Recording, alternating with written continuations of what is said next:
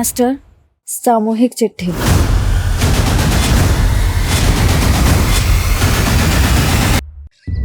हम ऐसे गांव में रहते हैं जहाँ दूर दूर तक सिर्फ जंगल है। लगता था जैसे पूरे देश से कटे कटे कहीं वीराने में रहते हैं। हमने तो सोच लिया था पंख लगा के कहीं फुर हो जाएंगे, लेकिन एक गलत फैसले ने हमको आसमान से सीधा धरती पे गिरा दिया। तो चांदी सा वजन मिट्टी में मिला लियो तुम। हमको छोड़ के बहुत बड़ी गलती की हो तुम रेणुका। गलती तो तोरे पे भरोसा करके की हमने। तुम्हारे अंग अंग पे हम अपनी छाप छोड़े हैं।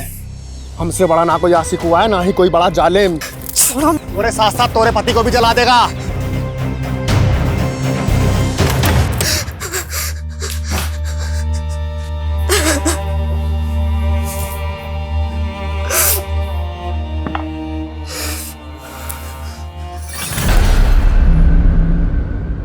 रेनू, का हाल बना रखा है यार?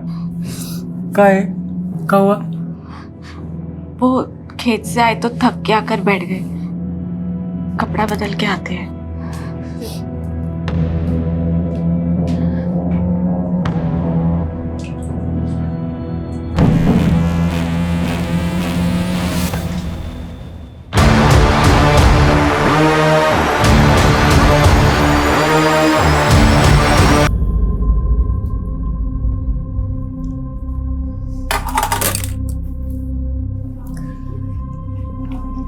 भाई वाह, कितना स्वादिष्ट खाना बनाई हो। ऐसा लग रहा है कि मसाले के साथ प्रेम का छौंका लगा दिया। खुल के मुस्कुरा भी नहीं रही हो। कोई बात है का? बोलो ना। राशन खत्म हो गया है। राशन? हाँ, और बनिया इस बार उधार नहीं देगा, बकाया है उसका। तुम इतना भी नहीं समझते का? मोहनवा मिला था ना, अब उसका नाम जुबान से निकल नहीं रहा है। वो हम आपको परेशान नहीं करना चाहते थे। परेशानी पहले को कम है का? ऊपर से राशन, जेब में कौड़ी नहीं है। खाने पे काहे गुस्सा रहे हैं? तो किस पे गुस्सा है? अब नहीं जाता खाना वाना हमसे। परेशान मत हो दीदी, इस बार बारिश की वजह से जो फसल बिगड़ी है उसी से हताश है भैया, और कुछ नहीं। हताश तो हम भी गए हैं जीवन से मीनू। कभी कभी मन करता है कि जहर खा के हम खुद ही मर जाएं। दीदी ऐसा मत बोलो, सब ठीक हो जाएगा। अच्छा राशन खत्म हो गया ना, हम तुम्हारे जेठ जी से कह के मंगवा देंगे। नहीं नहीं मीनू, हम कुछ कर लेंगे। अरे माना कि हम उम्र में छोटे हैं, लेकिन रिश्ते में तो हम बड़े हुए, तो अब एक जेठानी अपनी देवरानी का ख्याल भी ना रखे।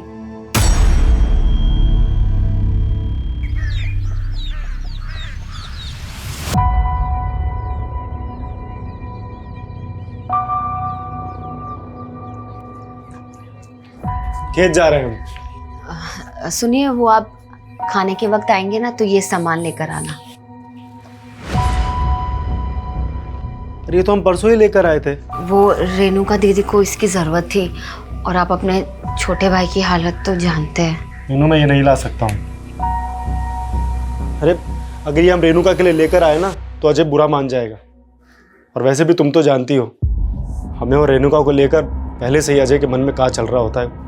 अरे कमलेश भैया, वो चौपाल पे पूरा गांव वालों को बुलाए मुखिया जी। का है? वो पूरा गांव वालों के नाम कोनो सामूहिक चिट्ठी आया है। सामूहिक चिट्ठी?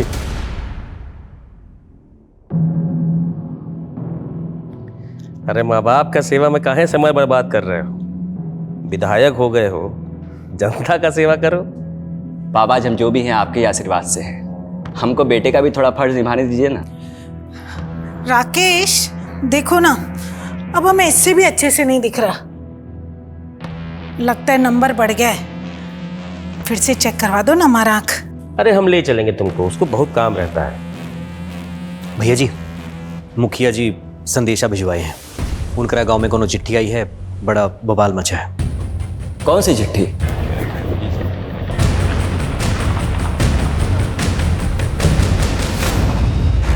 क्या हो गया मुखिया जी? क्या है उस चिट्ठी में? चिट्ठी तो पोस्ट मास्टर कालू मिश्रा के नाम लिखी है, और उसके नीचे लिखा है सामूहिक चिट्ठी। प्रिय ग्रामवासियों, जैसा कि आप जानते हैं पिछली बरसात में बाढ़ की स्थिति पैदा हो गई थी। सबकी फसल बिगड़ गई और सबकी जिंदगी उजड़ गई। लेकिन एक उपाय है जिससे फिर से सबकी जिंदगी आबाद हो सकती है, पर उसके लिए आपको कुछ लड़कियों को कुर्बान करना पड़ेगा।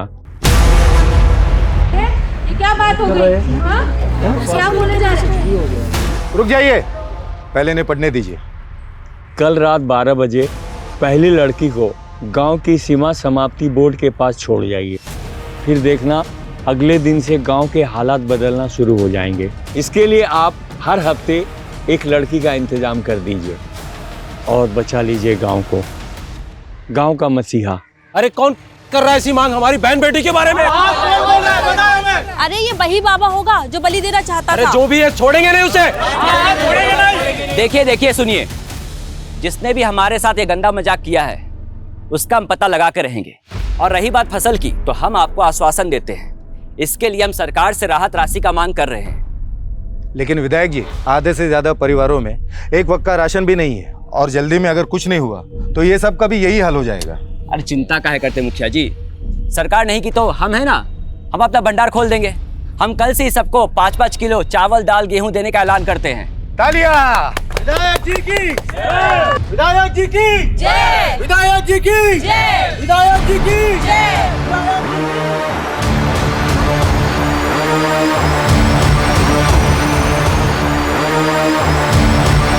ये विधायक जी थोड़ा बहुत मदद कर भी दिए ना तो इस समस्या का समाधान नहीं होने वाला। अगली फसल तैयार होती तो 6 महीने लग जाएंगे, तब तक कैसे होगा? भाई बात तो तुम्हारी सही है अजय। अब भाई शहर जाके कोई काम ढूंढना आसान काम है क्या? कहो अरे भैया आप घर जाइए, हम आते हैं। तो भाई हम दोनों भाई यहाँ परेशान हैं और तुमको कुछ पड़ी ही नहीं है। अब चिंता करेंगे तो पैसा बरसेगा का? निकम्मा होते जा रहे हो। हम दोनों भाई तो खेती छोड़ के नहीं जा सकते। तुम तो शहर जाके कोनो काम धंधा कर सकते हो ना। अच्छा, अब हम समझे। हमें खाना देना भारी पड़ रहा है, इसलिए शहर भूखा मरने भेज रहे हो ना? हम शहर नहीं जाएंगे, हम यही काम करेंगे। और यहाँ काम कौन देगा तुमको? है निकम्मे? ये निकम्मा निकम्मा बोलना बंद कीजिए। जब से माँ बाबूजी गए तब से बस कोसते रहते हैं। अगर इतना ही तकलीफ है ना तो हमारा हिस्सा दे दीजिए, बस बात खत्म। ये लो हिस्सा तुम्हारा। हिस्सा चाहिए ना तुम्हें? कौन सिखा रहा तुम्हें सब? वो सर्वेसवा?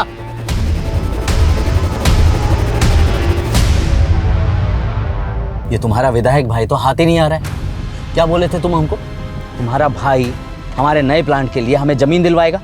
कब दिलवाएगा? गांव वालों का मसीहा बन रहा है राकेश, इसलिए आपको जमीन नहीं दिलवा रहा। लेकिन आप चिंता मत करिए, हम है ना, आपको ये जमीन भी दिलवाएंगे और आपका प्लांट भी वहीं लगवाएंगे।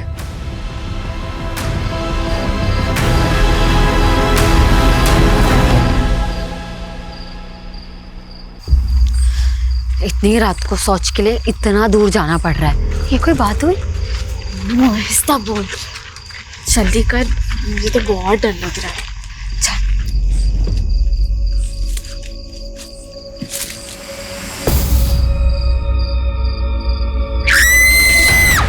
बचाओ! बचाओ! क्या हो गया? कैसे आ रहा है? ये रुको दीदी, मैं सोच जब भी जबरदस्ती हमारा अभी कौन लोग थे? हाँ दीदी लोग मुंह में कुछ था। राकेश, राकेश, राकेश क्या हुआ पापा? अरे कोई गांव की औरत का इज्जत लूटने का कोशिश किया है, शायद जंगल ले गए वो उस औरत को। रुको! रेणुका! रेणुका! रेणुका!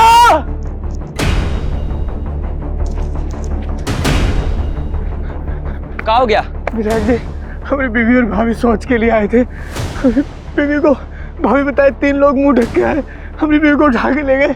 हमें कुछ समझ नहीं आ रहा, पता नहीं हमारी बीवी के साथ क्या करेंगे। विधायक जी बचा लीजिए हमारी बीवी को। जिसने भी सब किया है उसको छोड़ेंगे नहीं, पर पहले अभी तुम्हारे बीवी को ढूंढना जरूरी है। चलो चलिए सब लोग, चलिए।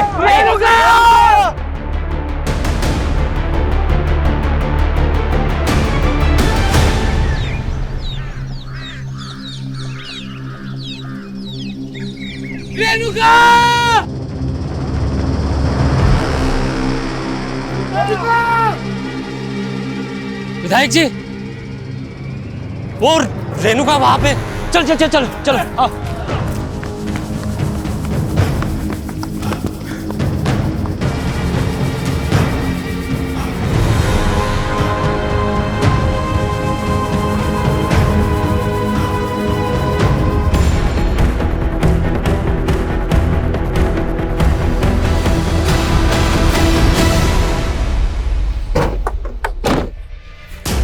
चलिए पीछे हटिए, पीछे हटिए, पीछे आइए, आप लोग पीछे आइए, आइए पीछे आइए। देखिए इंस्पेक्टर, सिर्फ हमारे इलाके में नहीं, ये हमारे खुद के गांव की महिला के साथ ऐसा कांड हुआ है। आप लोग जल्द से जल्द पता लगाइए कि कातिल कौन है। विधायक जी, कातिल को ढूंढना हमारा काम है, वो हम करेंगे, लेकिन उससे पहले हमें उस चश्मदीद का बयान लेना होगा जो कल रात इनके साथ थी। बताइए कल रात क्या हुआ था? लेकिन अपनी दीदी को नहीं बचा पाए। उनमें से किसी एक का भी चेहरा देख पाई हो? अपने किसी को नहीं देखा। पर हम जानते हैं साहब कौन किया है सब। कौन? मोहन साहब। कौन मोहन? रेणुका का पहला पति। पहला पति मतलब रेणुका की आपसे दूसरी शादी थी? जी साहब। दरअसल रेणुका की शादी पहले बड़े भैया से तय हुई थी, तब भी वो मोहन रेणुका को भगा के ले गया था। बड़े भैया मंडप में थे और रेणुका के माँ बाप की इज्जत पे हाथ ना, इसलिए उन्होंने रेणुका की छोटी बहन मीनू भाभी से शादी की थी। तो रेणुका आपकी सगी बहन थी? हाँ साहब, रेणुका दीदी से बहुत बड़ी गलती हो गई थी कि वो उस मोहन के साथ भाग गई, लेकिन उसे बहुत जल्द पता चल गया कि वो कैसा आदमी है। दीदी को आए दिन मारता रहता था, इसलिए दीदी उसे छोड़कर यहाँ वापस आ गई और उनका घर आबाद करने के लिए हम ही अजय भैया से उनकी शादी कर दी है और उन्हें इस घर की देवरानी बना ली। पर साहब मोहन से नहीं बर्दाश्त हो रहा था ये। हमें तो भरोसा है साहब मोहन नहीं किया है सर। हमारी बीवी है, चाहे मारे या पीटे। जैसे तूने अपनी पहली बीवी रेणुका को मार दिया। हाँ, रेणुका मर गई? मरी नहीं, तूने उसे मार दिया है। नहीं। तेरी तो थाने चल के उतारते हैं। ले चलो इसे। विनायक जी, वो रेणुका का लाश वहीं नजदीक में मिला जहां वो चिट्ठी भेजने वाला गांव का औरत को मिलने के लिए लिखा था। कहना क्या चाहते हैं आप? रेणुका को वहां जानबूझ के भेजा होगा। उसका पति और भैंसुर तो कह रहे हैं कि वो अपना गोतनी के साथ शौच के लिए बाहर गया था। हाँ मास्टर जी, हम आपको कहे थे चिट्ठी के बारे में पता करने के लिए, पता किए? चिट्ठी पर संतो डाक खाने का मुहर था, वहीं से किसी ने भेजा होगा, लेकिन ये बात पता करना मुश्किल है कि उसको भेजने वाला कौन होगा। संतो गांव।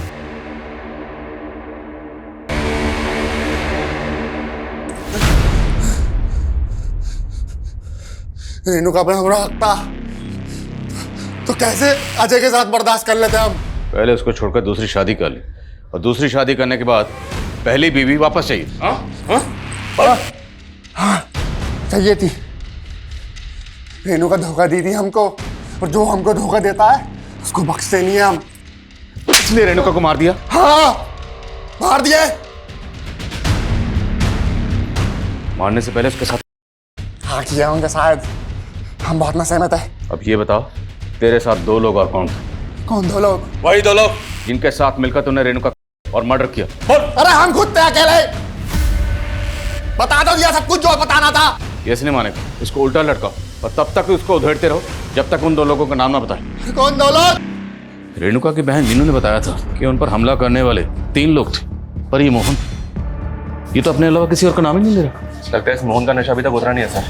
इसकी एक बार और धुलाई होगी ना तो ये बाकी 2 नाम भी उगल देगा। हालांकि वो साफ साफ कबूल कर रहा है कि उसी ने किया, पर मुझे उसकी बात पे यकीन नहीं हो रहा। लेकिन सर उसने ये कबूल तो किया है कि रेणुका को उसी ने मारा है।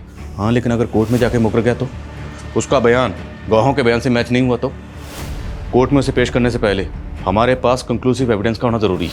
ये तो क्लियर कि लेकिन उसकी बॉडी पे कहीं भी नहीं मिलेगा। हो सकता है कि नहीं उसके। अगर ये कांड वाकई मोहन ने किया है तो बाकी 2 लोग कौन थे जिन्हें ये बचाने की कोशिश कर रहे? सर गांव वालों से एक अजीब सी बात पता चली है।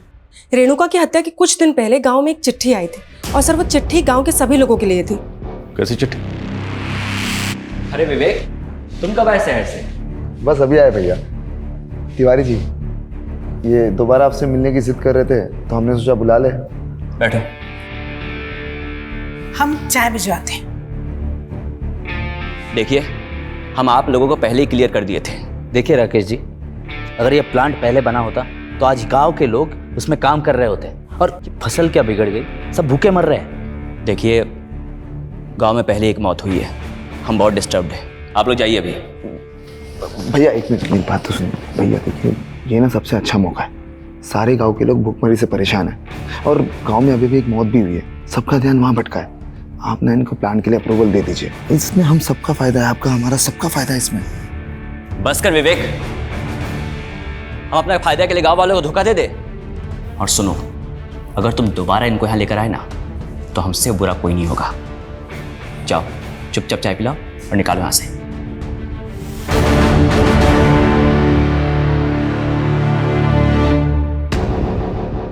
चिट्ठी लिखने वाले ने गांव की लड़कियों को कुर्बान करने की बात लिखी है और गांव की सरहद के पास जो बोर्ड है, हर हफ्ते वहां एक नई लड़की का इंतजाम करने के लिए कहा गया है। और चिट्ठी लिखने वाला खुद को गांव का मसीहा बता रहा। जहाँ रेणुका की लाश मिली वहाँ से सीमा समाप्ति का बोर्ड ज़्यादा दूर नहीं है और लड़की को वहीं छोड़ के जाने की बात लिखी। लेकिन साहब, हम सभी गांव वाले इस वाहियात शर्त के खिलाफ थे। खत कहाँ से आई? ये शांतो गांव के डाक खाने से आई थी। पता लगाने की कोशिश की पर पता नहीं चला वहाँ से किसने भेजा था। लेकिन कोई तो है जिसकी हमारे गांव की औरतों पे बुरी नजर है। हमको तो ये वही बाबा लग रहा है जिसने सबके सामने एक गंदा मांग किया था। कौन बाबा? कैसी मांग? साहब, फसल खराब होने की वजह से गांव वाले भूखे मर रहे थे, तब ये बाबा यहाँ आया था। बड़ी चमत्कारी बातें कर रहा था। बाबा जी, आप कहाँ से आ रहे हैं? आपके लिए भोजन पानी का प्रबंध करें? बच्चा, यहाँ तो भूखमरी फैली हुई, इतने लोग भूखे पेट सो रहे हैं। हम यहाँ भोजन नहीं करेंगे, हमसे ये पीड़ा देखी नहीं जा रही। बाबा जी, इस पीड़ा का कोई उपाय है? क्यों नहीं, इसलिए तो यहाँ आए। कैसा उपाय बाबा जी? पूजा करना होगा और इस पूजा में एक इंसान की बलि देनी होगी। जानते भी हैं आप लोग, बलि देना कानूनन जुर्म है। और आप लोग चिंता काहे कर रहे हैं? इस समस्या का समाधान हम मिलकर निकाल लेंगे। और रही बात गांव की, तो हम गांव के लिए ज़्यादा से ज़्यादा चंदा इकट्ठा करेंगे। बस आप लोग इस अंधविश्वास में मत पड़िए। विधायक जी सही बोले थे, इसीलिए हम सब उस बाबा की बातों में नहीं आए। एक बाबा गांव में आया और वो बलि देने की बात कर रहा था। आप दोनों जिम्मेदार ओहदों पर हैं, सरपंच, विधायक। आपको पुलिस को इतला करनी चाहिए थी। कौन था वो बाबा? कहाँ से आया था? मालूम नहीं सर। आपने उसकी शक्ल तो देखी होगी, चेहरा याद होगा उसका? जी साहब, याद है। स्केच बनवा सकते हैं? बिल्कुल सर, इस बाबा की तलाश तो करते हैं, पर मुझे ऐसा लग रहा है कि उस खत को रेणुका के मर्डर से जोड़ के देखना ठीक नहीं है। मोहन तो पहले कबूल कर चुका है। अगर ये मोहन ने किया है तो बाकी दो लोगों का नाम क्यों नहीं बता? क्योंकि मीनू कह रही थी कि वो 3 लोग थे, तो बाकी 2 लोग कौन थे? मीनू, हम मोहन के लिए ना कमलेश जी जैसे इंसान को धोखा दिए थे, और तुम बोल रही हो कि हम उसके छोटे भाई के साथ शादी कर लें। दीदी, हमें तुम्हारी चिंता है। अब तो हमारे माँ बाप जी भी नहीं रहे और तुम ऐसे अकेले रहोगी तो वो मोहन तुम्हारा जीना मुश्किल कर देगा। और कमलेश जी को भी हमने मना लिया है, वो जानते हैं कि वो मोहन ही गलत था। वो लोग तो तुम्हें एक दूसरा मौका देना चाहते हैं।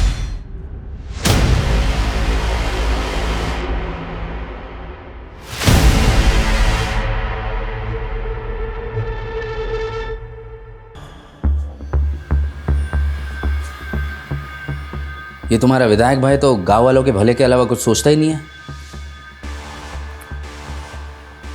लेकिन तुम अपना भला सोच सकते हो। सोचो, कल को ये प्लांट लग गया ना, तुम्हें भी बढ़िया सी कमीशन मिल जाएगी। भैया मानेंगे नहीं तो होगा कैसे? हो सकता है अगर अपने भाई की जगह तुम विधायक बन जाओ। 2 महीने बाद इलेक्शन है, खड़े हो जाओ। भैया के खिलाफ हम इलेक्शन लड़ेंगे? एक दिन भी खड़े नहीं हो पाएंगे। जानते हो ना, पूरा गांव ने मसीहा मानता है। लेकिन अगर कुछ ऐसा हो जाए कि तुम्हारा भाई इलेक्शन ही ना लड़े तो फिर तो तुम्हारी जीत पक्की। राकेश भैया इलेक्शन ही ना लड़े,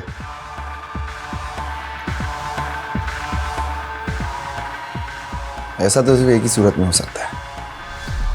क्या कर रही हो ये?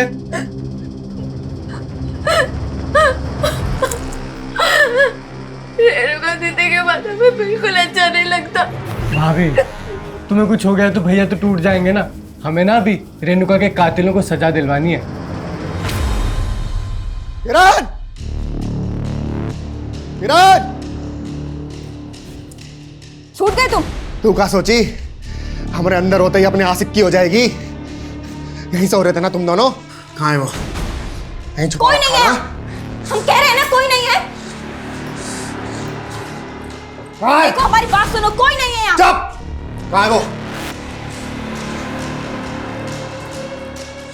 जब हम बोल रहे हैं कोई नहीं है यहाँ, समझे आप? जिंदा नहीं बचेगा तेरा आशिक, जानती हो ना? हमारी पहली बीवी का भी हत्या का आरोप है हम पे। तो मुझे पुलिस वाले छोड़ काहे दिए? मोहन को पकड़ने वाला आज तक तो पुलिस वाला पैदा नहीं हुआ है, समझी? बड़े साथी रहे हम।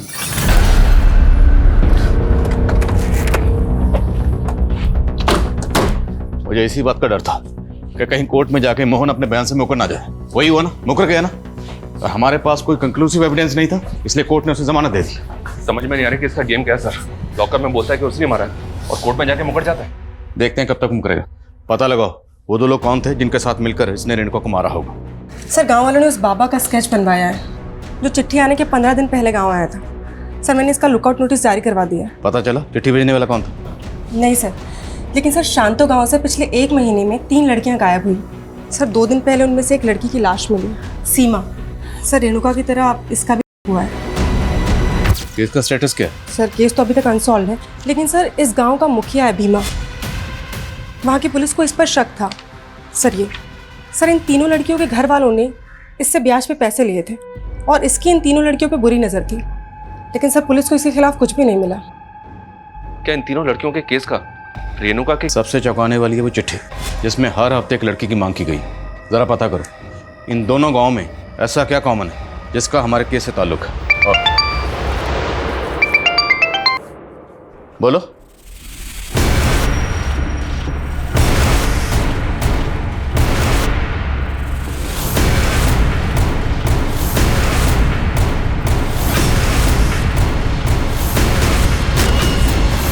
ऐसा कौन होगा जिसने एक विधायक को मार के फेंक दिया? शायद मारकर फेंका नहीं गया, यही मारा गया। कौन मारा है हमारे विधायक जी को? हाँ बताइए, कौन मारा है? किसने मारा है? छोड़ेंगे नहीं, हम ढूंढ के निकालेंगे। देखिए बात सुनिए, चुप हो जाइए, चुप हो जाइए आप। पुलिस अपनी कार्रवाई करेगी, भरोसा रखिए। लेकिन मैं आपसे अपील करता हूँ, आप में से कोई भी कोई ऐसा काम नहीं करेगा जिससे इलाके का अमन चैन बिगड़े। पुलिस को अपना काम करने दीजिए। विधायक जी की बॉडी को सबसे पहले किसने देखा? सुबह शौच के लिए आए थे तभी देखा था हमने। साहब ये वही है जिसने रेणुका का मर्डर किया है। कौन? मोहन, जिस पे तुमने पहले भी शक जताया था? हाँ साहब वही मोहन, लेकिन आप उसे छोड़ दिए थे। उसके बाद हम विधायक जी के पास गए तो उन्होंने हमें आश्वासन दिया था कि वो हमें इंसाफ दिलवा के रहेंगे, लेकिन अब देखिए उनके साथ क्या हो गया।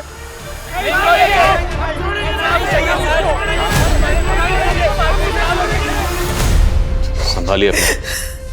हम समझते हैं आप पे क्या गुजर रही है।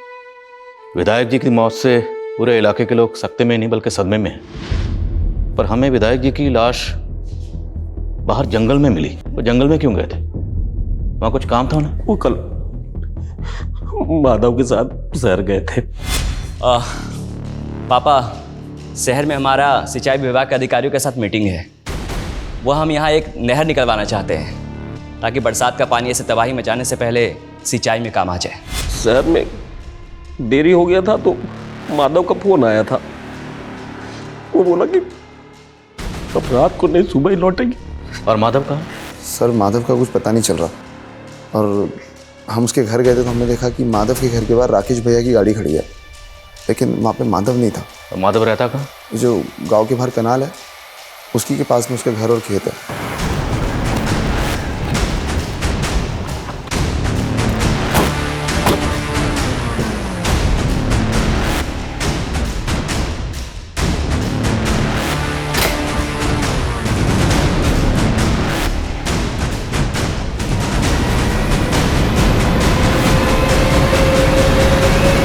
सर घर में कुछ भी सस्पिशियस तो नहीं मिला है, लेकिन विधायक जी की कार यहाँ पे खड़ी हुई है। इसका मतलब ये है कि विधायक जी रात में यहाँ जरूर आए होंगे। माधव विधायक राकेश का राइट हैंड है। अगर उसने ये किया तो किस मकसद से? एक्सक्यूज मी, हाँ बोलो। ठीक है, हम आ रहे हैं। सर, राकेश की जिस जगह पे लाश मिली थी उस जगह के पास में ही माधव की बाइक मिली है।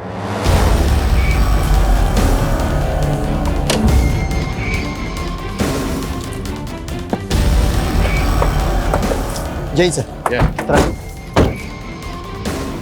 सर ये रही बाइक, और सर बाइक पे चाबी भी लगी हुई है।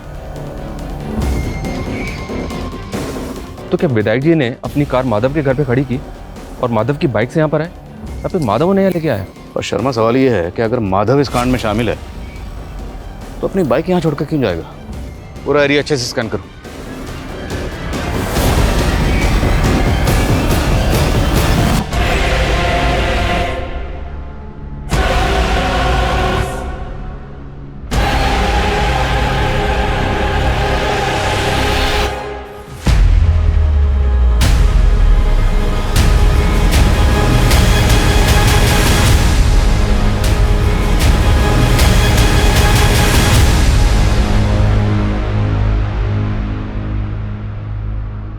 सर, राकेश और माधव के फोन कल एक ही साथ बंद हुए थे।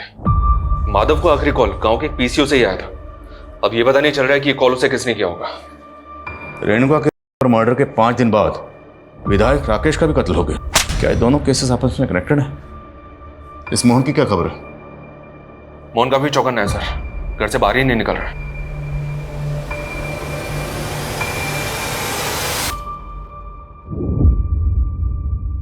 नजर बनाए रखो इस पे। रेणुका मर्डर केस में ये हमारा प्राइम सस्पेक्ट है। लेकिन सर शंतो गांव जहां से चिट्ठी आई थी उसी क्षेत्र का विधायक है राकेश, और उस गांव से इसे सबसे कम वोट मिले थे। सर लोग कह रहे थे कि भीमा ने इसे वोट देने से मना किया था। और 2 महीने बाद चुनाव भी हैं। सर, कहीं राकेश की मौत के पीछे कोई पॉलिटिकल एंगल तो नहीं? पर हमें यह नहीं भूलना चाहिए कि शंतो गांव से 3 लड़कियां गायब हुई थी, जिनमें से सीमा नाम की लड़की की लाश मिली थी। और इन तीनों केसेस का प्राइम सस्पेक्ट ये मुखिया भीमा ही है।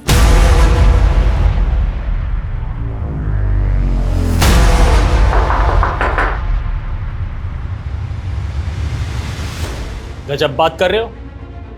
उसी तो ऐसे घर पर बैठे होते हैं हम। अब घर के अंदर और घर के बाहर क्या करते हैं, आपके चरित्र का पूरा विस्तार पूर्वक वर्णन है हमारे पास। और सिर्फ सीमा ही नहीं, आपके गांव की 2 लड़कियां और गायब हैं, और आप और आपका गुट विधायक। तो इसका क्या मतलब? उसका मर्डर का इल्जाम भी हमारे माथे मर दोगे? इल्जाम नहीं मढ़ेंगे, अगर मर्डर किया है तो साबित करेंगे। फिलहाल आप ये बताइए कि आपके गांव से ये फतिंगा गांव चिट्ठी गई थी, उस चिट्ठी में आपका रोल और मकसद क्या है? ऐसा है इंस्पेक्टर साहब, हवा में बात मत कीजिए। किसी भी चिट्ठी से हमारा कोई लेना देना नहीं है। छोड़ो मुझे, छोड़ो।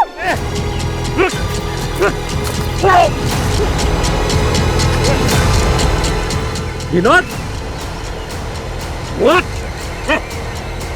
सर्वेश, लेके चल, लेके चल। देखिए साहब, ये रेणुका का देवर और उसका दोस्त क्या हरकत किए हैं। हमें तो लगता है विनोद ही अपनी भाभी के। आपको क्या लगता है उससे फर्क नहीं पड़ता? कानून को अपने हाथ में मत लीजिए। आप क्या बोल रहे हो? हमने कुछ नहीं किया साहब, हम सच कह रहे हैं। भैया भैया प्लीज हमें बचा लीजिए, हमने कुछ नहीं किया सच में। शर्मा, खोलो इन्हें।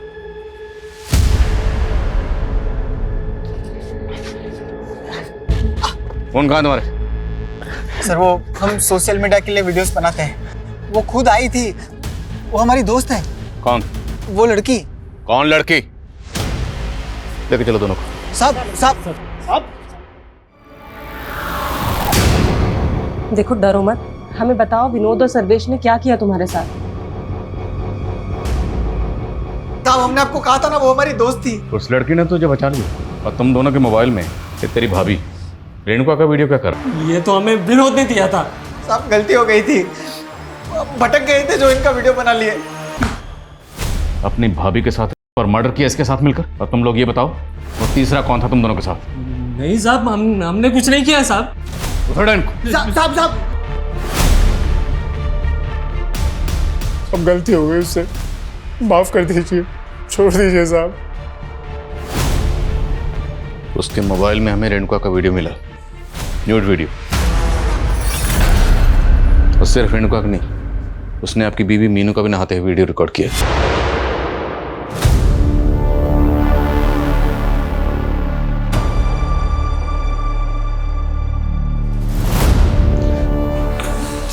खबरियों से बाबा परंतु की लीड मिली।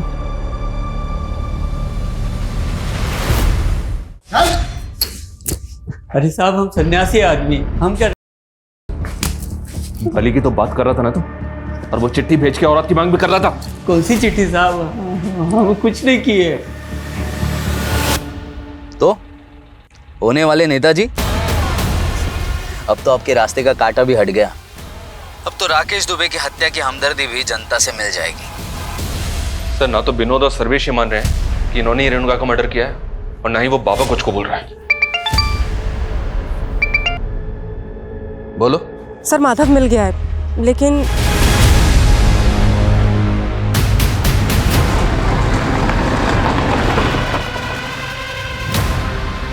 मतलब उस रात सिर्फ विधायक राकेश ही नहीं, माधव का भी कत्ल हुआ।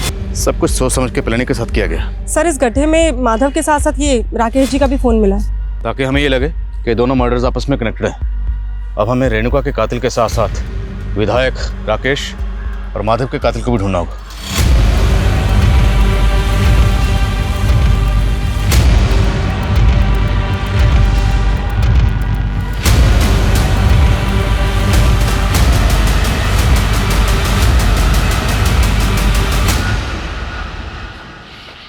सर, कम इन।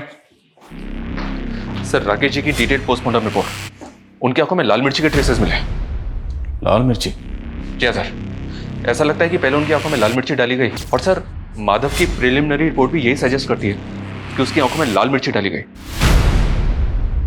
इतना बेरहमी से मारा है हमारे बेटे को। जिस बेरहमी से विधायक जी और माधव को मारा गया है, उससे तो ऐसा लगता है जैसे किसी ने कोई गहरी रंजिश निकाली।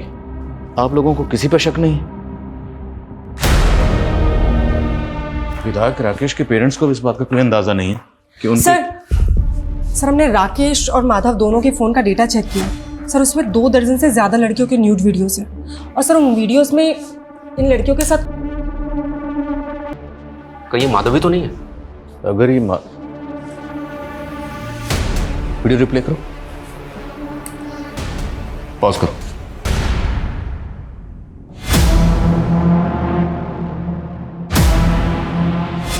माधव का घर, मतलब ये सारे कांड माधव के घर में हो रहे थे। शर्मा, माधव के घर को एक बार अच्छे से स्कैन करो और पता लगाओ वीडियो में जो बाकी लड़कियां हैं वो कौन है। सर ये लड़कियां फतिंगवा गांव की लग रही हैं, क्योंकि सर इसमें से एक वीडियो मीनू का भी है। बोलिए मीनू, इस वीडियो में आपके साथ कौन है? साहब, सारी फसल खराब हो गई थी, भूखे मरने की नौबत आ गई थी। हम तो बस उसके पास मदद लेने गए थे। देखो मीनू, हम तुमको बचपन से जानते हैं, तुम हमारे साथ पढ़ी भी हो। चिंता मत करो, हम तुम्हारे पति की नौकरी शहर में लगवा देंगे। बहुत बहुत शुक्रिया विधायक जी। अरे शुक्रिया किस बात का, तुम दोस्त हो हमारी। जब हम 20 साल के थे ना, तब तुम्हारे साथ सोने का सपना देखते थे। सपना पूरा करोगी ना? ना उसने हमारे पति को काम पर लगाया, बस हमारे मुंह पर 500-600 फेंक देता था। रेणुका के साथ भी ऐसा करता था? नहीं साहब, दीदी ने हमें ऐसा कुछ तो कभी नहीं बताया। रेणुका पे जिन लोगों ने हमला किया था वो 3 लोग ही थे। हाँ साहब।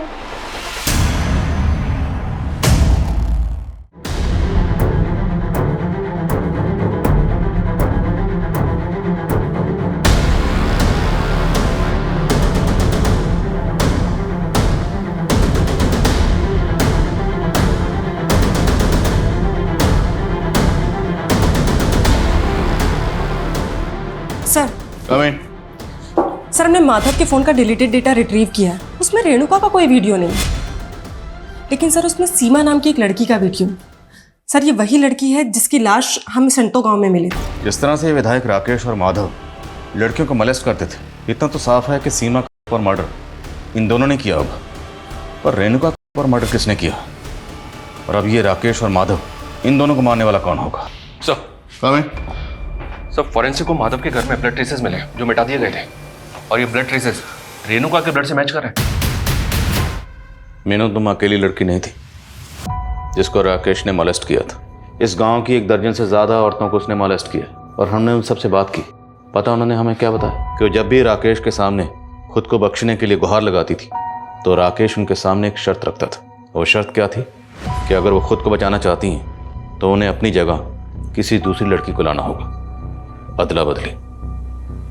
उसने ये शर्त तुम्हारे सामने भी रखी होगी।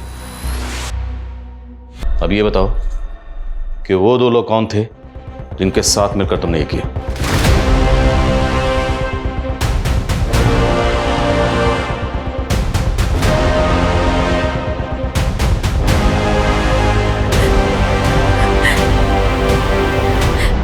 साहब, उसने हमें मजबूर कर दिया था, लेकिन हम बगावत नहीं कर सकते थे क्योंकि सीमा ने बगावत की थी। और सीमा ने बगावत की थी? हाँ, सीमा ने हमें खुद बोला कि वो गांव में चिट्ठी भेज उस राकेश को चेतावनी देगी कि वो राकेश ही है जो गांव को बात करने के लिए गांव की बहन बेटियों की मांग करता है, ताकि सारे गांव वालों को राकेश की सच्चाई समझ आए। हम रेणुका दीदी को वहां नहीं लेके जाना चाहते थे, पर हम मजबूर थे। मीनू, तुम हमें यहाँ काहे लेकर आई हो?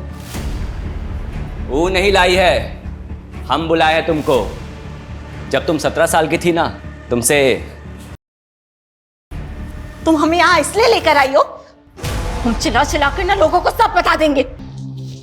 सुन, और जितना कहानी तुमको बताए हैं ना, गांव वालों को वही सब बताओगी तुम, नहीं तो तुम्हारा भी यही हश्र करेंगे। हम बहुत डर गए थे साहब, इसलिए वो 3 आदमी वाली झूठी कहानी सबको बतानी पड़ी। हम अपने पाप के बोझ तले दबते जा रहे थे। हम जीना नहीं चाहते थे। हम रेणुका के हथियारों को सजा जरूर दिलाएंगे। हम रेणुका दीदी के हथियारों को कभी सजा नहीं दिला सकते। काहे? हाँ भाभी, तुम जानती होगा उन्हें? सब जब भाभी हमको बताएं कि वो राक्षस हमारी बीवी, बर्दाश्त नहीं हुआ साहब हमसे। हमने उसे लालच दी कि हम एक लड़की के साथ अदला बदली करना चाहते हैं और उस माधव को फोन कर कर उस जगह पर बुला लिए। हमने जो भी किया अपने घर की औरतों की इज्जत के लिए किया। पर आप लोगों को पुलिस की मदद लेनी चाहिए थी, हमारे पास आना चाहिए था। आज तक इस देश में ऐसा कौन सा नेता है साहब जो फांसी पे चढ़ा है? बताइए ना हमको। सर, जैसा इन लोगों ने कहा, 70% केसेस में तो ऐसा ही होता है। बड़े लोगों की सुनवाई चलती रहती है और सर विक्टिम को सालों साल इंसाफ नहीं मिलता। हमारे मुल्क के जुडिशियल सिस्टम का ढांचा कुछ ऐसा है जहां पर किसी भी गुनहगार को सजा देने से पहले हर पहलू पर गौर किया जाता है। मैं मानता हूं कि कुछ केसेस में इंसाफ मिलने में देर होती है, पर इसका मतलब ये नहीं कोई कानून को अपने हाथ में ले। कानून ये हक किसी को नहीं देता। इंसाफ मिलने में देर भले ही हो जाए, पर देर सवेर इंसाफ मिलता जरूर है।